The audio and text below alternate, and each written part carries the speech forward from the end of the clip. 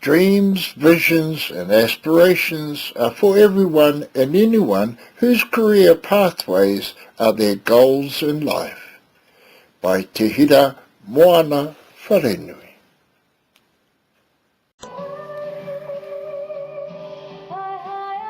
Tangata mahi arihi.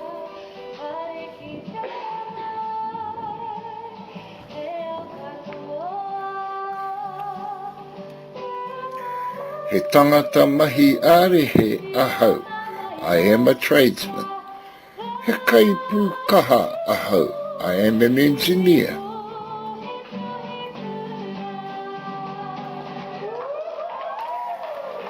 He tangata mahi arihi ahau. I am a tradesman. He tangata hanga whare ahau. I am a builder.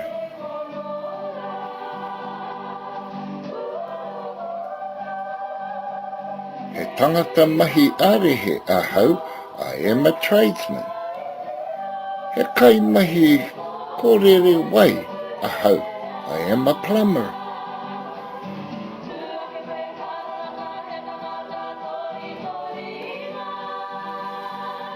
He tangata mahi arihi ahau.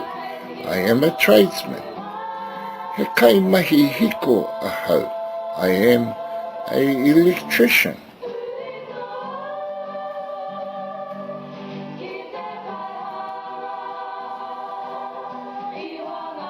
He tangata mahi arihi ahau. I am a tradesman. He kai paita ahau. I am a painter.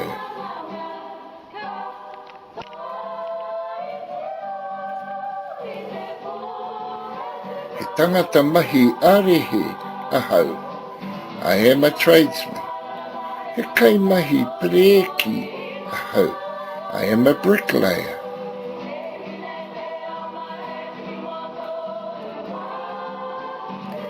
He tangata mahi arihi ahau. I am a tradesman. He kai mahi whakatika motoka ahau. I am a mechanic.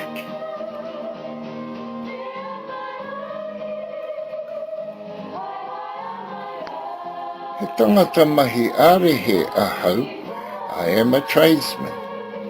He kai mahi rino ahau. I am a welder.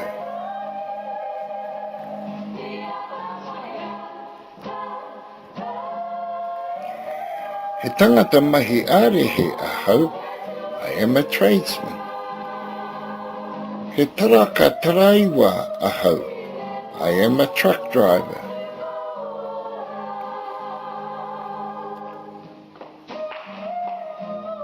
He tangata mahi arihi ahau. I am a tradesman. He kai mahi wakapana ahau. I am a bulldozer operator.